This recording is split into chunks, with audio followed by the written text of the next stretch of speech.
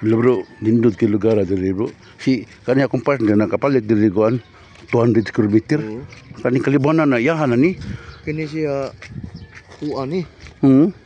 Nga mura nakoy plano nga ako ni ligya kay kuan. Isa tong makaon nagpalit ani para per square meter ani 500 ra.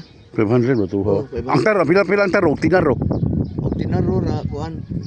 Siguro tabos. Ang taro? Oh. Ang putin sa bratuha ra ito ay. Kapalit mo rin ako yung mga kandingan.